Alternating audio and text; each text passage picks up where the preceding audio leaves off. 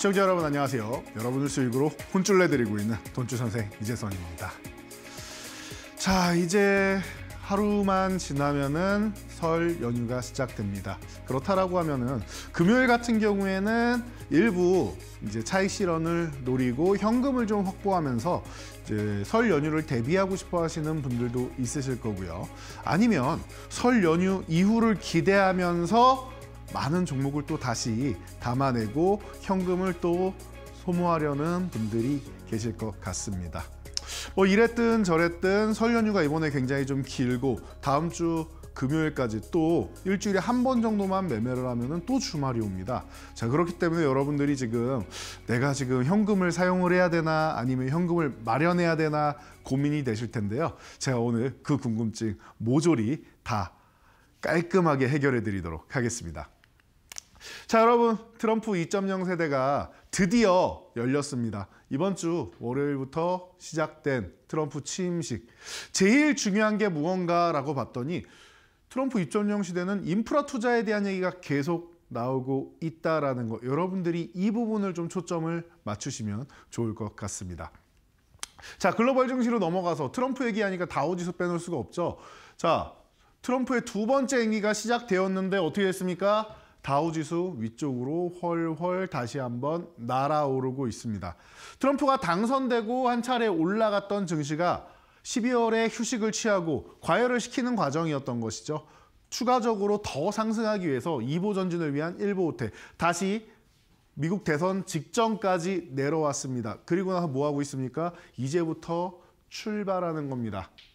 이해가 되십니까? 이제부터 출발하는 겁니다. 그래서 다우 증시 이렇게까지도 휴식을 잘 취했다라고 하면 올해 기대감이 좀 상당히 높아지는 모습입니다. 이 정도까지 여러분 보시면 될 것 같고, 자, 나스닥 트럼프가 인프라 투자도 좋아하고, 근데 기존에는 건설 쪽, 원래 부동산 하는 사람 아닙니까? 건설 쪽 인프라 쪽을 많이 얘기하고 했는데 이번에도 뭐 땅에 관련된 이런 부분에 대해서는 이제 계속 얘기는 나오고는 있지만 AI 투자나 이런 기술적인 부분, 그리고 뭐 성조기 얘기도 나왔죠. 달에다가 성조기를 꽂아버리겠다. 화성에다가 화성에 성조기를 꽂아버리겠다. 이런 얘기도 나왔죠. 그래서 일론 머스크를 싹 바라보면서 서로 환호하는 이런 모습까지도 나왔던 것 같습니다. 자, 그렇다라고 하면 나스닥 기술주가 이대로 무너질 리는 없다. 기술주 또한 마찬가지예요. 12월 중순에 고점을 찍고 살짝 쉬어가는 흐름, 너무나도 예쁘게 잘 만들었습니다. 그동안 과열이라서 더 못 간다 했었는데 이 과열을 시키는 흐름을 예쁘게 잘 만들었다라고 보시면 될 것 같아요. 그래서 지금 트럼프 시대에는 인프라 투자인데 과거처럼 무조건 부동산에만 집중되지 않고 AI라든지 전력이라든지 이런 쪽으로도 함께 투자를 하고 있다. 그러니까 공존하기 시작하고 있다라고 생각하시면 돼요. 기존의 건설 쪽만 가는 게 아니라 테크 쪽도 함께 움직인다. 그럼 빅테크 쪽을 그렇게 무리해가지고 찍어 누르거나 하는 이런 모습은 나오지 않는다라는 겁니다. 여러분들이 우려했던 상황과는 전혀 다른 모습이 펼쳐지고 있다라는 겁니다. 자, 독일도 좋은 모습을 보이고 있죠. 독일은 왜 좋은가 봤더니 이제 전쟁이 끝날 것 같잖아요, 여러분. 저 중동도 분쟁을 마무리 지었고 이제 우크라이나랑 러시아만 남았는데 이 부분에 대해서는 이제 곧 끝낼 가능성이 생긴다. 이제 미국도 적극적으로, 바이든은 사실 이런 부분에 대해서 좀 소극적으로 나오는 사람입니다. 그런데 트럼프가 얼마나 적극적인 사람인지는 제가 말씀드리지 않아도 여러분도 아주 잘 알고 계실 거라 생각합니다. 아주 공격적인 사람이죠, 트럼프는. 그리고 어디로 튈지 모르겠다라고 하는데 사실은 미국의 이익이 되면 다 한다. 근데 지금 미국의 이익, 제가 조금 전에도 건설 인프라나 이런 부분 말씀드렸는데 전쟁이 끝나면 무엇을 합니까? 이 폐허가 돼 있는 곳에 다시 공공시설을 짓고, 그리고 가장 먼저 난민들 있겠죠? 난민들이 거주할 공간을 짓고, 어마어마한 인프라 투자가 이루어져야 되는데 이 인프라 투자 제일 좋아하는 사람 누구예요? 전 세계에서 제일 좋아하는 사람 중 하나가 바로 도널드 트럼프 대통령이다라는 겁니다. 자, 그러니까 전쟁 끝날 기대감. 트럼프 대통령이 이제 미국도 앞장서서 기존의 유럽은 끝내고 싶어 했고 사실 전쟁 당사자인 우크라이나나 러시아 같은 경우도 끝내고 싶어 했습니다. 그런데 협의가 안 돼요. 협의가 안 되는데 미국이 적극적으로 나서서 4자 회담이 됐던 5자 회담이 됐던 제3국들이 모여가지고 같이 협의를 하게 된다라고 하면은 전쟁이 뭐 종료 혹은 휴전이 될 가능성이 매우 높아진다라는 겁니다. 서로 길어져 봐야 우크라이나나 러시아나 좋을 게 없어요. 지금은 그냥 소모전일 뿐이다라고 생각을 하면은 빨리 끝내고 싶어 하는 건 당연한 것이고 유럽이 그렇게 화답을 하고 있다. 전쟁 종료 정말로 되지 않을까라고 생각을 하면서 재건 관련해서도 컨소시엄 구성해서 신청하라고 3월까지 받는다라고 했죠. 이런 부분 보시면 되고요. 자, 가장 리스크가 큰 게 중국이 아니겠느냐라고 했는데 트럼프나 시진핑이나 지금 서로 대화를 할 의사가 있어 보입니다. 물론 신경전은 벌이죠. 네가 와라, 네가 와라 이러면서 트럼프가 먼저 시진핑을 초청을 했죠. 취임식 때. 뭐 시진핑이 직접 가지는 않겠지만 뭐 회담을 한다라고 하면은 뭐 중국에서 회담하자라는 얘기도 나오고 있죠. 그러다 보니까 서로 이제 신경전을 벌이고 있고 중국에 대한 관세 뭐 10% 얘기도 나오고 뭐 하지만 이 가운데 과거처럼 그렇게 완벽하게 으르렁대면서 뭐 시진핑 같은 경우도 디커플링을 원하지 않는다라는 얘기 계속 나오고 있죠. 그러니까 경기가 기존만큼 좋지 않다라는 걸 서로 인지를 하고 있는 거예요. 그러다 보니까 중국 같은 경우도 부양책이나 이런 부분을 미리 준비를 싹 다 해놓고 주변국이랑도 화해의 손길을 내밀어 놓고 대비를 하고 있다라는 거. 그렇다라고 하면 여러분들이 지금 이 구간부터 해서는 아주 좀 편안하게 볼 수 있는 구간이 아닌가 싶어요. 중국이 이 상해지수가 3,300 위쪽에 있다가 아래로 내려오면서 이제 조정을 살짝 받았죠. 이 구간에서 미국이나 뭐 독일이나 뭐 글로벌 증시처럼 3,300포인트를 올라오면서 회복을 한다라고 하면은 중국 또한 생각보다 미국이랑 이 무역 전쟁이라는 게 커지지 않을 수 있겠구나. 혹은 미리미리 준비를 했다라는 거는 무역 전쟁이 일어나서 지금 최첨단 기술이나 이런 부분에 대해서 뭐 AI 반도체부터 시작해서 이제 중국하고 이제 수출을 안 한다라는 거죠. 중국의 굴기를 막겠다라는 겁니다. 자, 그렇다라고 하면은 중국이 어떻게 해요? 우리 그냥 인력 투자하고 정부에서 무한으로 자금 지원해 줄 테니까 직접 만들자라고 하는 거죠. 생각보다 빠르게 넘어갑니다. 이유는 간단하죠. 얘기는 계속 나오고 있는데 뭐 산업 스파이나 이런 부분을 통해서 기술력을 주변국에서 가져가고 있다. 그리고 중국은 마인드가 이렇다라고 했습니다. 자, 우리나라에 들어오려면은 합작법인으로 니네가 들어와야 돼. 그래야지 들어올 수 있어라고 법으로 규정돼 있습니다. 그리고 나서 얘네는 무슨 마인드냐? 우리랑 거래하거나 합작법인은 당연한 거고요. 우리랑 거래만 해도 니네 기술력은 우리 거야 라는 생각을 갖습니다.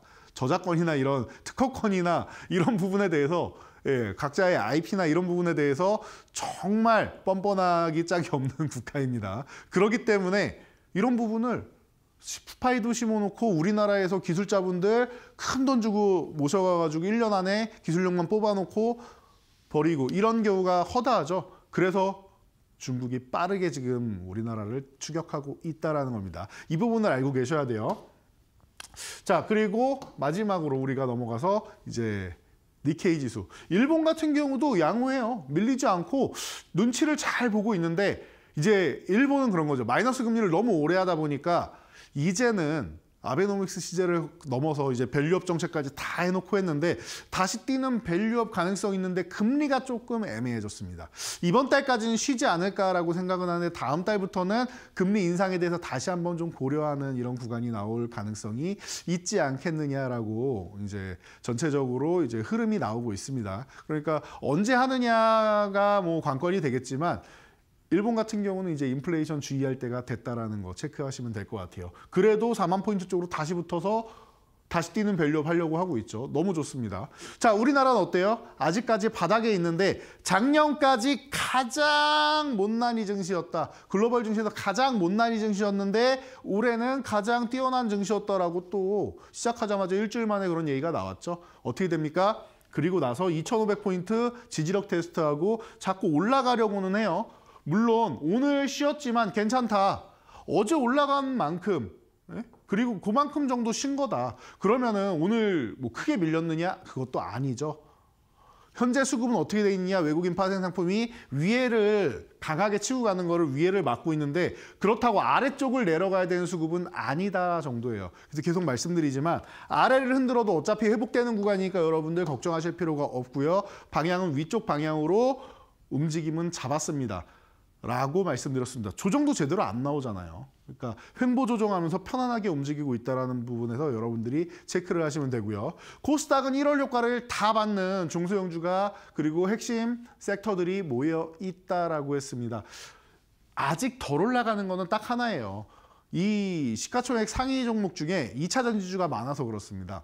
그래서 제가 한 번씩 이 시가총액 상위 쪽이 재편될 필요가 있습니다라고 말씀드리는 경우들이 한 번씩 나올 거예요. 그래서 제가 2차 전지주 올라갈 겁니다. 뭐 AI 관련주도 올라가야 됩니다. 이런 말씀을 많이 드렸는데 그런 것처럼 과거에는 IT 쪽에 중심이었다가 그 다음에 뭐 풍력이나 뭐 이런 쪽이 막 올라와 있다가 그리고 나서 이제 바이오주가 막 올라와 있다가 2차 전지주 올라와 있다가 이런 식으로 흐름이 점점 이렇게 변해가고 있죠. 지금 같은 경우에는 조금 조화를 이룰 필요가 있어요. 물론 2차 전지주가 많다라고 해도 지금 뭐 LF도 넘어가고 에코프로 쪽도 이제 넘어가고 싶어하고 HLB도 넘어가고 싶어하고 이제 전체적으로 좀 대격변이 좀 한번 나올 그럴 해가 올해가 아닌가 싶습니다. 그래서 이 비중도 이제 뭐 2차 전지 쪽이 조금 줄고 바이오 같은 경우는 밑에서부터 이제 의료기기나 막 올라오고 이제 화장품 같은 경우나 이런 뷰티 쪽도 좀 올라오고 하면서 좀 균형을 맞추는 이런 시대가 올해에서 내년까지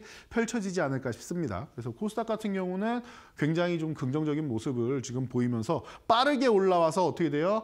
횡보하고 있다가 730포인트 계속 돌파 시도하고 있죠. 바로 못 넘어가도 괜찮다라고 했어요. 돌파 시도하는 것 자체가 중요한 거다라고 했습니다. 그래서 여러분 트럼프 2.0 시대 지금 어떻게 되고 있습니까? 정작 취임하니까 안도 랠리가 나오고 있다. 관세에 치중하지 않고 안도 랠리 나오고 있다라는 측면에서 여러분들이 보시면 됩니다. 이제 좀 안심이 되시나요? 그래도 불안하시다면 여러분들 이 하단에 있는 QR코드 찍고 들어오시면은 이 야밤에 그리고 주말에 여러분들이 제 방송을 이렇게 보시는 것뿐만 아니라 장중에도 함께하면서 핵심 섹터, 핵심 종목, 대응 전략 그리고 어떻게 앞으로 흘러갈지 흐름 이런 부분을 함께 하실 수 있습니다. 여러분들 전체 화면을 해서 참여 방법 한번 확인하시고 바로 여러분들이 어떤 종목들, 어떤 섹터들을 봐야 되는지 시장에 대한 뷰까지 다 알려드렸으니까 이제는 종목 부분도 한번 함께 살펴보도록 하겠습니다.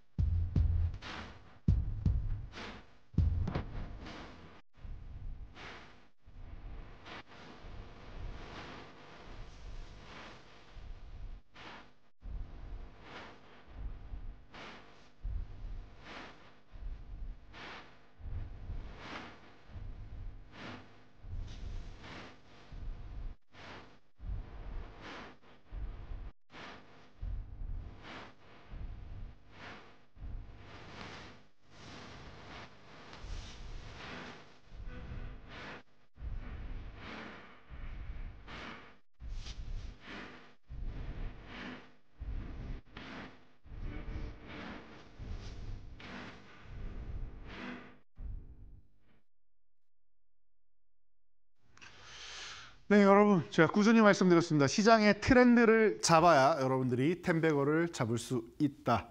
바닥권에서 포착을 해서 10배 갈 가능성이 있는 종목을 분석해서 여러분들이 포트폴리오에 가지고 있어야 10배를 가면 좋겠지만 꼭 10배가 아니더라도 최소 2~3배 정도는 노릴 수가 있고 그리고 꿈이 크면 파편도 크다라고 했죠. 한 5배 정도, 4~5배 정도라도 여러분들이 챙겨올 수 있다라는 겁니다. 그래서 이 10배거를 종목으로 10배거를 달성하는 거 당연히 기분 좋은 일이지만 더 좋은 일은 뭐냐? 내 계좌를 이렇게 2배, 3배 나오는 종목들, 5배 나오는 종목들을 통해서 계좌를 10배거를 만드는 게 중요하다라고 말씀드렸습니다. 그렇게 흐름만 아시면 돼요. 자, 여러분 트럼프의 에너지 정책에 대해서 한번 체크를 해보셔야 돼요. 트럼프 취임 첫날을 여러분 항상 기억하셔야 됩니다. 이 사람이 이번 정권에 무엇에 집중할 것인가. 다들 관세를 걱정했지만 관세는 인터뷰에서만 나왔지 서명하거나 이런 부분에 대해서는 나오지 않았다라는 거. 핵심이 뭐예요? 에너지 정책. 이 부분은 제일 먼저 여러분들 뭐 사진 많이 보셨을 겁니다. 파리 기후협약 탈퇴한다고 이렇게 서명한 거. 파리 기후협약을 탈퇴했습니다. 이 뜻은 뭐예요? 그린 뉴딜 정책 안 하겠다. 난 싫다라는 겁니다. 근데 이런 부분을 여러분들이 모르셨습니까?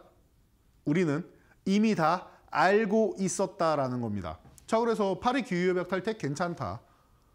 자, 전기차 보조금 폐지.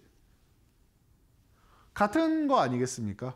억지로 친환경 쪽에 많은 돈을 투자하지 말자 이거예요. 효율적으로 살자 이거예요.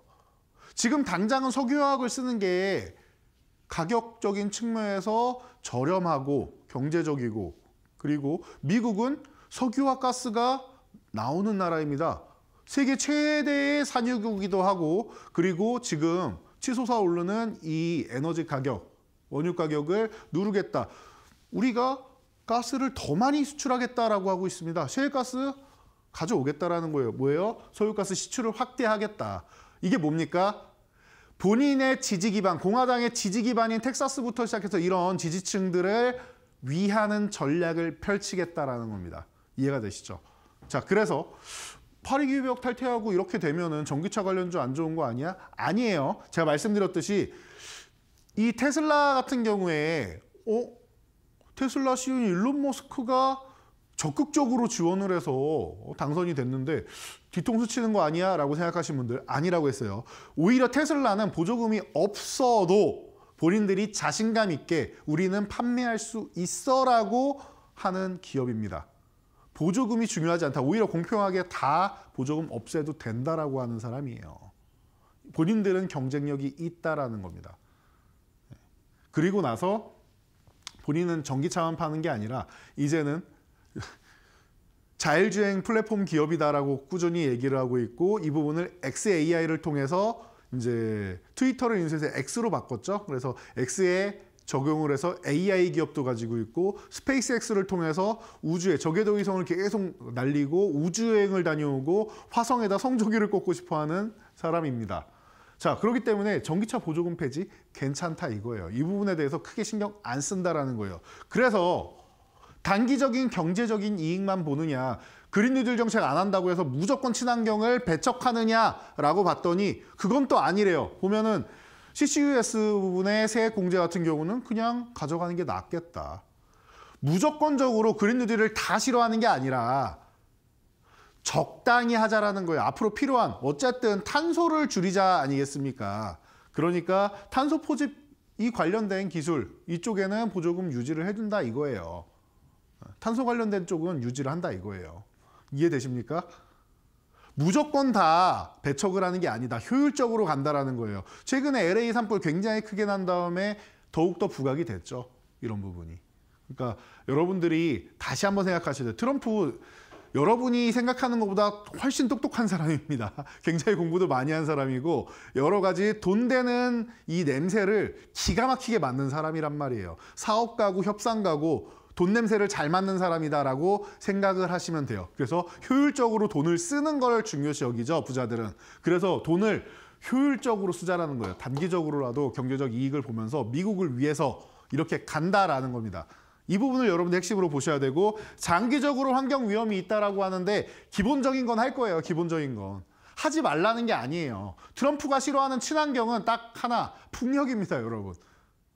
이 부분은 제가 여담으로 한 번씩 말씀을 드리는데, 트럼프가 저 스코틀랜드 에버딘에 골프장을 지었는데 그 골프장 옆에 풍력단지가 들어서면서 본인들이 시끄럽고 본인이 피해를 많이 보니까 여기서 문제가 돼서 이제 소송을 걸었는데, 연방 정부 이 법원에서 이제 트럼프의 패배를 이제 들어줬죠. 그래서 벌금을 내고 그 이후로 수년간 적자에 빠져 있다 보니까 이 풍력에 대해서 굉장히 스트레스를 많이 받아하고 싫어하는 사람입니다. 이 정도까지만 아시면 돼요. 풍력에 대해서는. 그런데 풍력 또한 트럼프가 싫어는 해도 완벽하게 배척할 수 없는 게, 미국의 풍력 보조금이 들어오기 시작한 게 기존에 부시 대통령 시대 때부터 본인의 친구들, 지지 기반층을 상대로 이 부유층 아니겠습니까? 석유만으로 살 수 없으니까 이 사람들이 풍력 쪽에 손을 대요.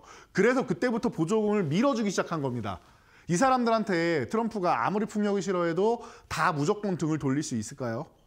라고 생각하면은 저는 그 정도까지 하기는 어려울 거라고 생각합니다. 물론 풍력을 싫어하니까 조금은 제한하고 하는 부분은 있겠지만, 그거는 자연스럽겠지만 이 사람들을 다 아는 바이고, 하지만 완벽하게 친환경을 싫어한다라고 보기에는 어렵습니다. 그냥 놔두는 거예요. 이 사람은 자연스럽게 넘어가길 원하는 거예요. 억지로 돈을 쏟아가지고 넘어가는 게 아니라 이 정도까지만 아시면 됩니다. 트럼프가 원하는 게 이거다라고 보시면 되고, 자, 관세보다는 이 USMCA, 자, 멕시코와 캐나다, 미국 이 3자 간의 협정이죠. 그래서 나프타를 없애고 이 USMCA를 이제 달성을 했는데 이것조차 재협상 하겠다라는 거예요. 그러니까 우리는 한미 FTA 재협상 얘기가 나오고 있죠. 이런 부분에 대해서 고려 정도만 하고 있으면 된다 보시면 돼요. 한미 FTA 때도 우리 얼마나 그때 말 많았습니까? 미국산 소고기 들여온다, 미국산 자동차 들어오면 현대차 다 죽는 거 아니냐 그랬는데 막상 뚜껑을 열어보니까 어때요? 어때요 지금? 오히려 한우에 같이 올라가고 있고 우리나라 자동차가 미국에 오히려 더 많이 판매가 되고 있고 현대차가 그래서 글로벌 판매량 3위까지 올라가는 이런 어떻게 보면 수혜를 받죠. 그러니까 미국이 이상한 거예요. 아니 우리 자동차가 더 잘 만들어서 잘 팔릴 줄 알았는데 현대차가 미국에서 선전하고 있으니까 이상한 거예요. 협상 다시 하자 이런 겁니다. 이런 정도 내용으로 보시면 될 것 같고요. 자, 그리고 나서 뭐예요? 화성에 성조기를 꽂겠다. 우주항공 쪽 그냥 생각하시면 되죠. 그리고 이게 일론 머스크 때문에 새로 나온 거냐라고 하면 그건 아니에요. 트럼프는 대통령이 되기 훨씬 전부터 우주에 대한 로망이 원래부터 있던 사람입니다. 열망이 강한 사람이었고 그런 니즈가 이제 일론 머스크하고 잘 맞는 거죠. 서로 잘 대화가 되는 거예요. 그런 부분에서. 그러니까 서로 좋아하는 거죠. 자, 그리고 김정은은 핵 보유를 했다. 나는 원래 그랑 친했다. 이런 얘기를 하죠. 북한을 이제 핵 보유국으로 인정을 한다라고 할 기세가 보입니다. 이러면 또 우리나라도 핵을 보유할 수 있지 않을까라는 기대감을 살짝 가져보긴 하는데 이 부분은 뭐 너무 멀리 간 것 같고 적어도 방산 분야에 대해서는 우리가 또 한번 생각해 볼 수 있지 않느냐라고 여러분들이 생각하시면은 이 트렌드는 충분히 우리가 쥐고 갈 수 있지 않은가 싶습니다. 그래서 제가 트렌드 강의를 계속해드리는 게 이런 기본적인 흐름을 여러분들이 알고 가셔야 돼요. 아, 이런 부분을 우리가 알고 가야 되는구나 정도까지만 아시면 됩니다. 자, 그래서 진짜 목적은 뭐냐? 지지층과 기업 우선주의다. 기업들을 위해서 잘 먹고 잘 살자. 본인도 기업가고요. 미리 이 기반층을 다 다져 놓는 겁니다. 그래야지 다음번 선거에도 공화당이 좀 유리하게 작용할 수 있겠죠. 자, 그리고 관세보다 법인세. 관세에 대해서 우리가 스트레스를 많이 받는 이유는 무역전쟁이라는 보호무역주의라는 이 단어에 대해서 기존부터 알고는 있었지만 이렇게까지 강력하게 밀어붙인 미국 대통령이 있구나라는 것을 우리가 다시 한번 뼈저리게 느꼈었죠. 그러다 보니까 관세에 대해서 스트레스 많이 받았는데 첫날에 그냥 언급만 했을 뿐이지 관세보다는 이쪽에 더 관심 있는 것 같습니다. 법인세. 트럼프가 지난 정권 때도 당선되자마자 제일 먼저 한 게 법인세 21%까지 내리는 거였습니다.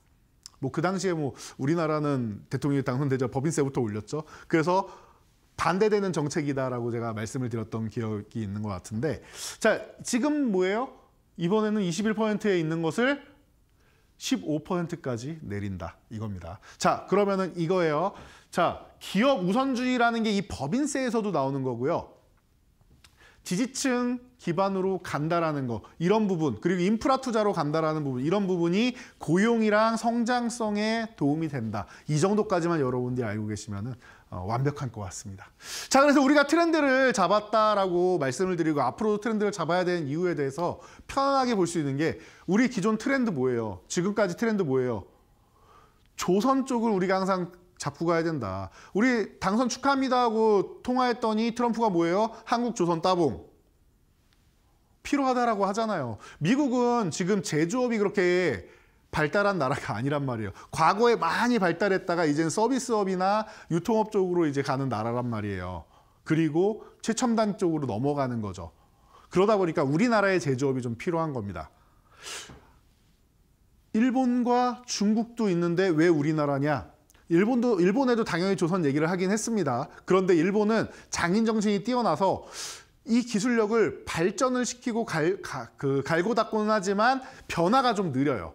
우리는 빨리빨리 때문에 계속 변화해 나가죠. 이런 부분에 대해서 조금 더 합격점을 받지 않았나 싶습니다. 중국은 당연히 미국에서 배척을 하는 거고요. 이게 군함하고도 연결되는 거 아니겠습니까, 조선이. 그러다 보니까 중국은 오히려 이런 선박이나 해운 쪽으로 해서 어떻게 해요? 규제가 들어가죠. 세계 4위 해운사까지 규제가 들어간다. 이런 겁니다. 그러면 우리나라 조선업은 가뜩이나 좋은데 기존에도 이미 3년치 뭐 다 수주 받아와 있고, 그리고 벌크선이나 컨테이너나 이런 뭐 저가형, 저가라고 하긴 좀 그러네요. 작은 선들 같은 경우에는 중국이 다 가져갔지만 가격 정책으로 밀어붙이니까 우리가 이기기가 어려워요. 그런데 고부가 가치 선으로 가서 대표적으로 뭐 LNG선이라든지 암모니아선이라든지 이런 비싸고 고부가 가치 이런 선 같은 경우에는 어떻게 됩니까? 우리나라에서 다 가져오고 있다.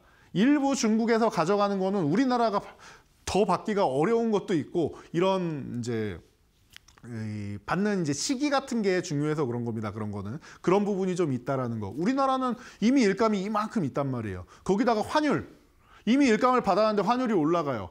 그러니까 받는 돈의 액수가 더 늘어나는 거죠.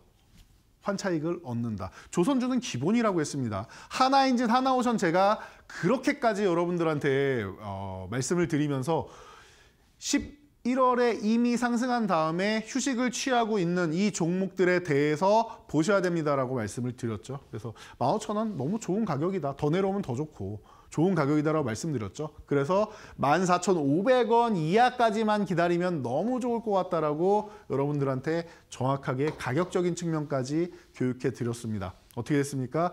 기다렸더니 벌써 74.86%라는 놀라운 수익률을 보이면서 올라옵니다. 이런 겁니다. 이런 게 트렌드예요, 여러분.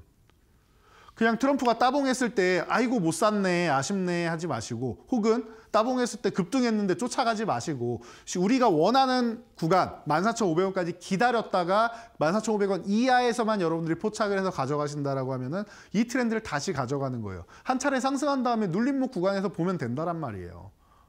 욕심을 부릴 필요가 없어요. 당일날 급등했는데 뭐하러 쫓아갑니까? 이해가 되시죠? 자, 현대임스도 마찬가지입니다. 제가 12월에 여러분 지수는 별로 안 좋을 겁니다. 그래서 여러분들 지수 안 좋은 구간에서 제가 신대가에 와서 유일하게 딱 2종목만 드린 날이 있습니다. 그날입니다. 자, 그날 현대 에버다인과 현대임스 딱 2종목만 드렸죠. 재건테마 한 종목하고 조선하고. 트럼프 수혜주 그리고 조선은 그냥 우리나라가 너무 잘합니다. 그래서 조선기자회 쪽에서 현대임스 이렇게 내려오고 있는데 12,500원 이하면은 더 좋다 이런 말씀을 드렸었죠. 내려갈 구간이 많이 있기 때문에 이 아래서 모아가면 너무 좋다라고 말씀을 드렸는데 어떻게 됩니까? 제가 교육방에 이렇게 저항이랑 지지선이랑 다 여러분들 알려드리죠. 어떻게 됩니까? 결국에는 83%라는 놀라운 상승률을 보이면서 여러분들이 편안하게 수익을 가져갈 수 있는 기회를 제공한 종목입니다. 이런 식으로 여러분들이 시대의 흐름에 따라가시는 거예요. 시대의 흐름에. 자, 시대의 흐름에 따라간다. 그리고 트렌드를 항상 선점한다. 이게 무슨 말이지? 트렌드를 당일날 뉴스 나왔을 때 따라가면 안 된다라는 거예요. 미리미리 선점을 해놓고 만약에 내가 잘 모를 때 혹은 내가 체크하지 못했을 때 먼저 올라갔다라고 하면은 쉬는 구간까지 기다렸다 가져간다. 100번 반복해서 1000번 반복해서 말씀드려도 부족하지 않아요. 이것만 여러분들이 아시면 돼요. 제주반도체 같은 경우도 마찬가지입니다. 자, 여러분 제주반도체가 왜 중요해요? 지금 전력 인프라 얘기 나오잖아요. 이 순서를 아시라고 했어요. 우리나라는 클라우드 기업이 크거나 우리나라 마이크로소프트나 이런 뭐 아마존이나 이런 기업이 있는 거 아니죠? 그러면은 AI 쪽에서 그렇게 소프트웨어 기업이나 이런 쪽으로 크게 발전하기가 사실 쉽지 않아요.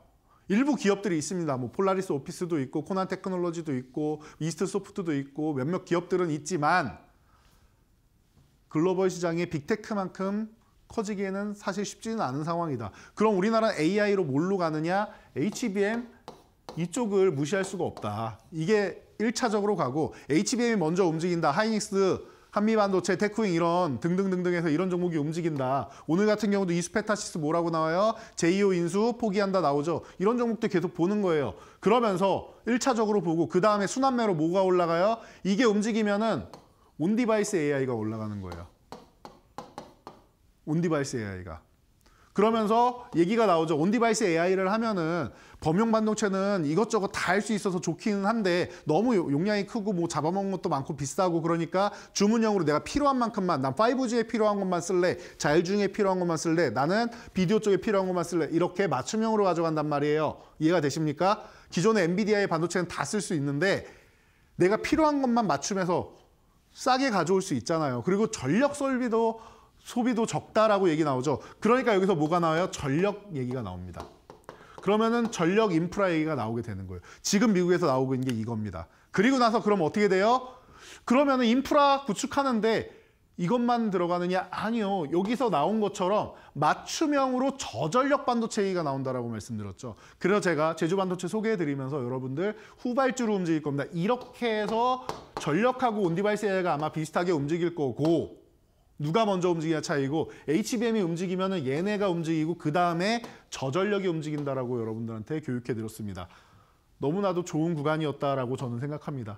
자, 이때 바닥권에서 여러분들한테 12월 말에 이제 HBM 쭉 올라와 있고 온디바이스 AI 이제 한번 이제 순환매 돌았고 그리고 전력객이 계속 움직이고 있고 얼마나 좋습니까?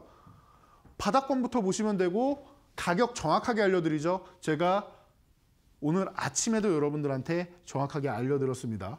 어떻게 대응해야 되는지 말이죠. 15,000원 그냥 넘어가면은 우리 목표가였으니까 돌파하면은 보유하시고 실패하면은 정리한다. 깔끔하죠? 깔끔하죠? 그렇게 여러분 대응하시면 돼요. 알려드리는 대로만. 단기적으로 12월 말이었는데 지금 한 달도 안 돼서 벌써 70% 이상의 상승률이 나옵니다. 뭐 손실 본 적 있습니까? 바닥에서 샀기 때문에 올라오고 여기서 저항 한번 받은 다음에 횡보하고 그리고 나서 제대로 추세 타고 오죠. 근데 저는 이 정도로 2단계로 이렇게 단기적으로 급등이 나오면은 한 차례는 이제 수익 실현하는 게 좋지 않나 싶습니다. 이 정도면은 최소한 절반에서 전량 매도해도 괜찮을 것 같아요. 왜냐? 너무 빠르게 올라왔기 때문에 조정을 받으면 또 이만큼 금방 받는단 말이에요.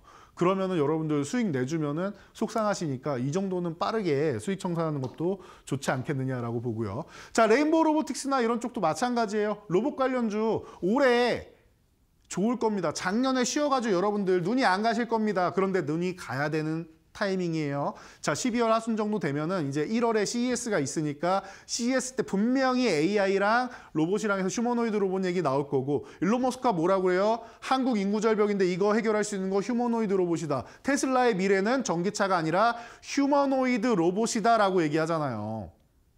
그러면 여러분들 관심 가져야 된다. 거기다가 삼성에서 이미 콜옵션 조기 행사하려고 삼성 로보틱스랑 이런 이름을 다 특허를 출원을 해서 가지고 있죠. 삼성에서 예약된 거예요. 이거는 예정돼 있는 거예요. 그래서 예정된 스케줄을 좀 말씀드렸습니다. 여러분 내년 1월 되면 CES가 있고 아마 그 전에 삼성에서 콜옵션 행사할 겁니다. 어떻게 돼요? 12월 하순에 교육해드린 다음에 삼성에서 콜옵션 발동 예정된 상황이다. 다 알려드렸죠. 자, 그리고 나서 여러분 대응 전략, 가격 전략만 딱 보시면 되는 거예요. 이대로만 따라오시면 돼요. 1차 저항 22만 5천, 2차 저항 25만 원, 지지선 20만 원. 딱 이렇게 해서 알려드리잖아요. 25만 원까지 딱 가니까 윗꼬리 달고 밀리죠.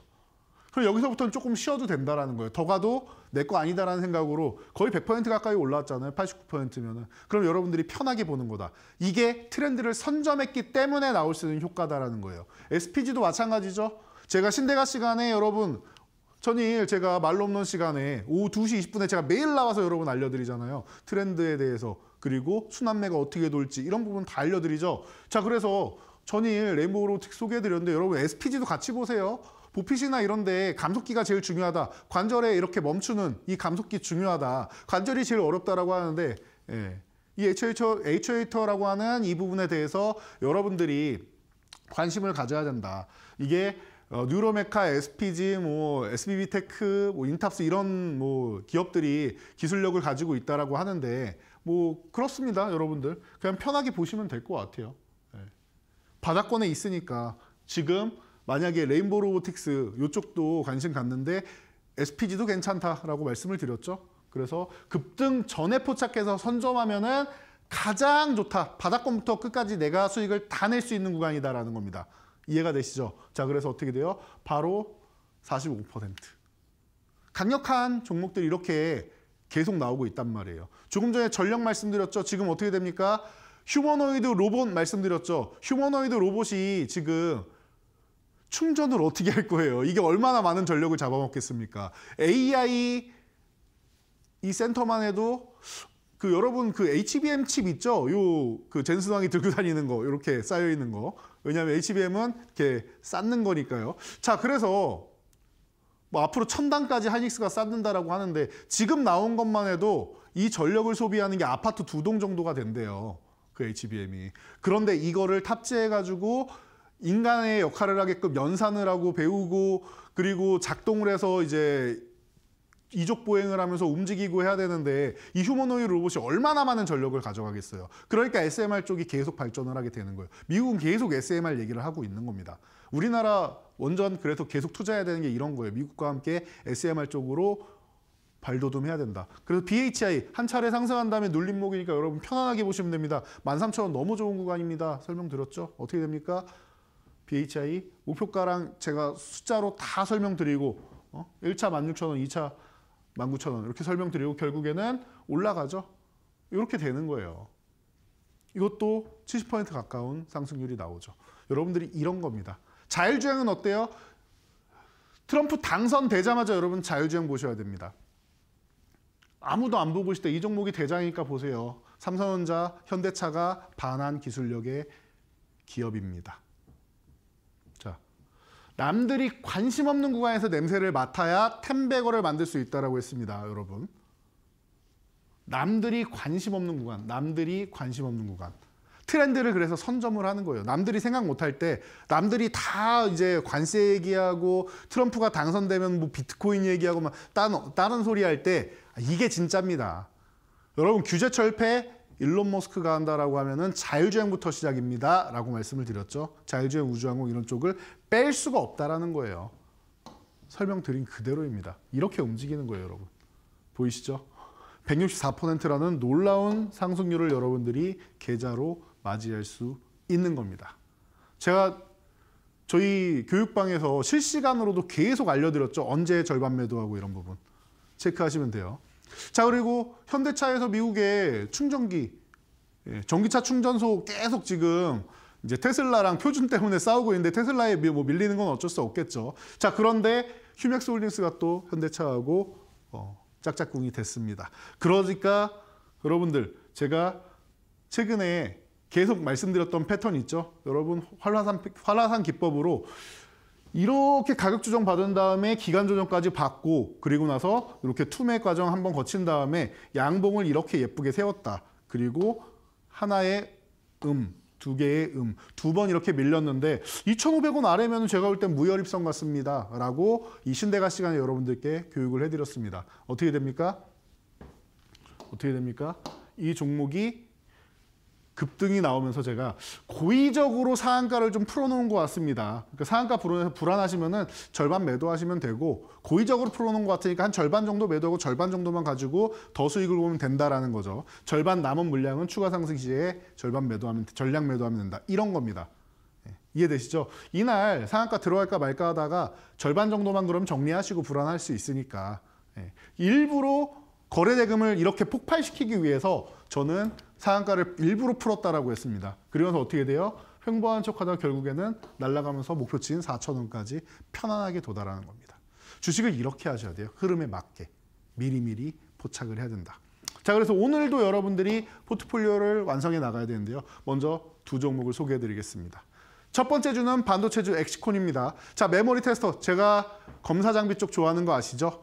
자, 국내 최초로 이미지 센서 테스트기까지도 개발을 했습니다. 하반기부터 해서 매출이 나오지 않을까 싶어요. 그럼 플러스 알파의 성장을 가지고 있고 삼성전자에서 HBM 뒤처지니까 뭐예요? CXL 쪽으로 가겠다. 작년부터 하고 싶어 했는데 이게 본인이 기술이 있다고 되는 게 아니라 인텔이나 AMD랑 소켓이나 이런 부분을 다 맞춰야 돼요. 전력이나 이런 걸. 그래서 호환성을 이루어야 된다는 거. 그 호환성이 어떻게 돼요? CXL 3.1부터는 인텔과 AMD에서 다 적용을 한다는 겁니다. 그래서 현재 오늘 종가부터 시작해서 여러분들이 체크를 하시면 돼요. 종가부터 시작해서 보시면 되고요.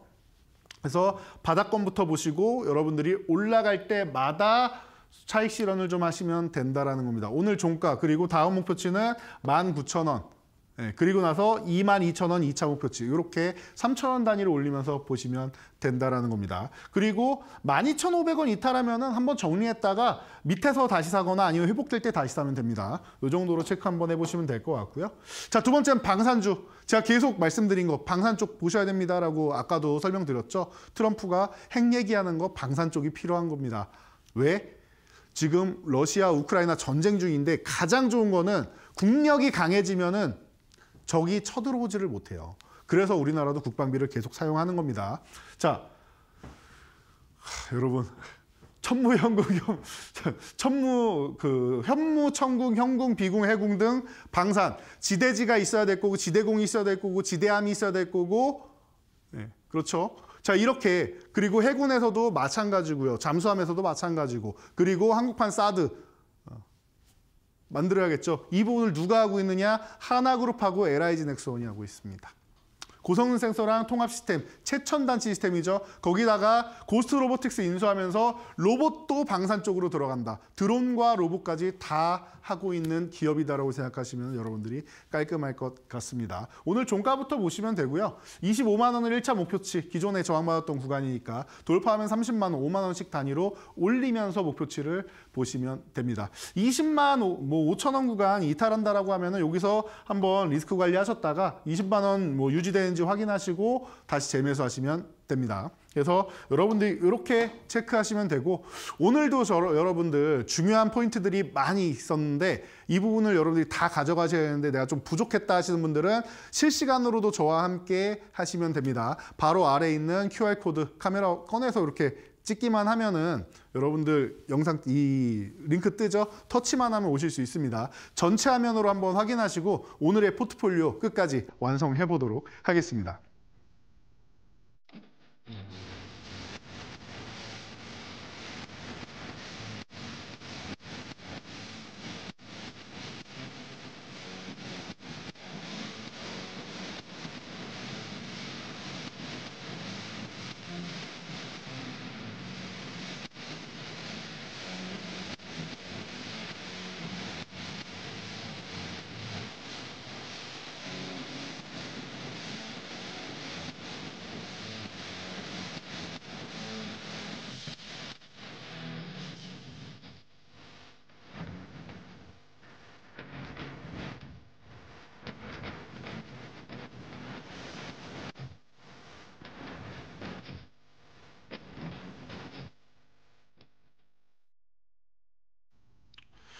자, 여러분 이제 여러분들이 한 10분도 안 남았습니다. 이 시간 동안만 저한테 찾아오실 수 있으니까 모두 입장하시면 될 것 같고요. 이 강의 자료도 다 올라가 있습니다.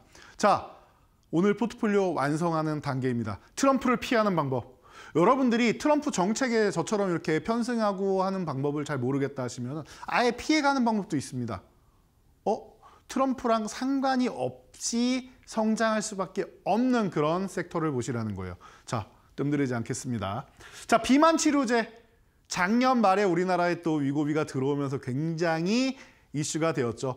품절 대란이 나오면서 우리가 위고비를 많이 확보하고 있습니다. 다음번에 2차 때는 우리가 많이 확보합니다. 이런 얘기까지도 많이 나왔었죠. 그래서 굉장히 좀 이제 이슈가 되었는데요. 자, 그런 것 같아요. 이 위고비가 이슈가 된 이유 중 하나는 이제 일론 머스크가 이제 인간미를 풍기면서 뱃살도 이렇게 나오고 했었는데 위고비 맞고 나서 이제 뱃살 쏙 들어가고 그 트럼프 유세 때 춤추는데 뱃살이 없죠. 그리고 운동도 좀 했는지 이렇게 알통 딱 나온 모습도 이제 나오고 멋있게 나왔었죠. 그러니까 다들 비만 치료제에 관심이 생기는 겁니다. 자, 그래서 어떻게 되느냐? 원래는 이 GLP-1 이 작용에 대해서 우리가 보면 이게 왜 나왔냐면요. 인슐린 분비를 촉진합니다. 왜 그래요? 당뇨 치료제로 나온 거예요. 이 정도는 여러분 아시죠? 당뇨 치료제로 나왔다. 그리고 나서 뭐 합니까? 이게 식욕을 억제하는 뇌파를 통해서 식욕을 억제하는 효과를 만들어요. 그리고 장에서 뭐예요? 위장에다 운동하는 거를 억제해요. 위장 운동을 억제하니까 포만감이 오래 가는 겁니다. 그러니까 좀 덜 먹게 되고 이런 부분을 관리를 시켜준다라는 겁니다. 근데 문제가 있어요. 당뇨를 치료하려고 했는데 이 부분을 봤더니 이 지속 시간이 한 1, 2분 정도밖에 안 됩니다. 그러다 보니까 이게 좀 아쉽다라는 생각이 들어서 좀 길었으면 좋겠는데 라는 생각이 들어서 나온 게 이제 GLP-1 유사체입니다. 똑같은 작용을 하는데 지속 시간이 증가했어요.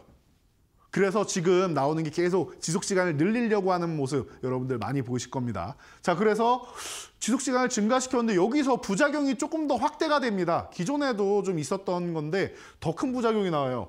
길어지니까 과도하게 체중이 감소를 하기 시작합니다. 이게 부작용이 나와요. 언제나 좋은 작용이 있으면 장점이 있으면 부작용이 항상 있습니다. 약물은. 이 부작용 확률에 대해서도 그래서 민감하죠. 그런데 이걸 보고 너무 야위여가지고 안 좋네라고 생각할 수 있는데 이걸 보고 유레카를 외치는 사람들이 또 있습니다. 어떻게 돼요? 노보노디스크나 이런 데에서는 이걸 보고 비만 치료제로 활용하면 되겠다라고 된 겁니다. 그래서 주성분 리라글루타이드를 통해서 이제 삭센다라는 제품을 출시를 해요. 삭센다 위고비가 품절되니까 또 관심 갖는 분들이 많아졌죠. 자, 이게 조금 더 쌉니다. 이유는 간단합니다. 매일매일 투여해야 돼요, 삭센다는. 자, 위고비는 그럼 어때요?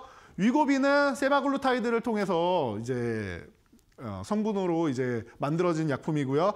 일주일에 한 번 투여하면 돼요. 매일 투여하는 거랑 일주일에 한 번 투여하는 거 당연히 획기적이죠. 자, 여러분 이거 생각하시면 돼요. 2015년에 8조 원의 라이선스 아웃을 한 한미약품이 당뇨 치료제를 통해서 랩스커버리 기술을 통해서 우리 거는 일주일에 한 번, 2주에 한 번만 맞아도 됩니다. 이렇게 연장을 하게 된 거예요. 그래서 이슈가 됐었죠. 그 플랫폼이다. 자, 그리고 젯바운드까지 나왔습니다. 자, 젯바운드가 효능은 조금 더 좋다라고 해요. 그래서 일주일에 한 번은 똑같은데 위고비가 3개월 동안 3.6%의 감량을 했다라고 하면 위고비가 6개월 동안 투여했을 때 5.8%입니다. 이 위고비의 6개월 효과를 3개월 만에 내버리는 게 바로 젯바운드입니다. 그리고 6개월이 되면은 10.1%의 감량 효과가 있다라고 합니다. 매력적이죠. 최종적으로 26%까지 감량이 된다라고 해요. 그래서 효능은 이미 나올 만큼 나왔다라고 합니다. 그래서 이 정도까지 여러분들이 체크하시면 될 것 같고요. 그러니까 우리나라에서도 그러면은 비만 치료제 쪽을 봐야 되는데 어느 쪽을 보나 봤더니 한미약품 쪽이 좀 앞서 나가는 것 같긴 한데 지금 주가가 이제 경영권 리스크나 이런 부분이 해소됐음에도 불구하고 맥을 못 추고 있습니다. 그래서 좀 무거운 종목 좋아하시는 분들 한미약품을 보시면 되고 저는 인벤티지 랩을 좀 관심 가져볼 만할 것 같습니다. 최근에 뭐 펩트론 같은 경우가 이제 먼저 상승을 했는데 이 부분은 이제 특허권 분쟁에서 승소했기 때문에 먼저 상승을 한 것이고요. 굉장히 비슷해요. 펩트론하고 인벤티지 랩은. 뭐가 비슷하느냐? DDS. 그러니까 이제 장기 지속 가능한 이 플랫폼을 가지고 있다는 게 비슷하고요. 자, 일라이릴리하고 공동으로 개발하는 게 펩트론이라고 하면은 베링거 인게라임하고 공동 개발하는 게 바로 인벤티지 랩입니다. 그래서 전립선비대증이나 뭐 이런 많은 적용증에 이 플랫폼을 적용해서 길게 가져갈 수 있다. 뭐 알츠하이머 치료제나 이런 부분도 마찬가지겠죠. 그래서 이렇게 보시면 되고요. 매수가는 오늘 종가 정도에서 여러분들이 보시면 되고 1차 2만 원, 2차 2만 5천 원 이렇게 5천 원 단위로 올리면서 보시면 됩니다. 16,000원 이탈할 때만 한번 이제 요 구간이죠. 16,000원 이탈할 때만 한번 리스크 관리했다가 15,000원 유지되는지 확인하시고 다시 재매수하면 된다라는 겁니다. 자, 그리고 마지막으로 의료기기 관련주. 웬 의료기기야 하실 수 있는데 여러분 생각하고는 좀 다르게 우리 체형 관리하는 체성분 관리 프로그램이죠. 그래서 AI 기반으로 해서 이 부분도 다 관리를 해준다라고 합니다. 비만 치료제와 함께 관리되는 게 필수인 세상입니다. 오늘 종가 정도로 시작해서 다음 이제 목표치를 여러분들이 보신다라고 하면 제가 이렇게 5,000원 단위로 올리고 있죠. 25,000원 너무 짧고 3만 원, 35,000원 이렇게 보시면 될 것 같습니다. 22,000원 이탈할 때만 여러분들 뭐 그 관리를 좀 한다라고 생각하시면 될 것 같아요. 자, 그래서 오늘은 이렇게 트럼프 관련 종목들, 트럼프를 피해가는 방법들에서 포트폴리오에 완성해 봤는데 이 정도로 여러분들이 가져가신다라고 하면은 설 연휴도 편안하게 나실 수 있을 것 같습니다. 굳이 현금이 필요하지 않을 수 있다라는 측면에서 말씀을 드렸고요. 여러분들 새해 복 많이 받으시고요. 저는 설 연휴 끝나고 다시 찾아오도록 하겠습니다. 감사합니다.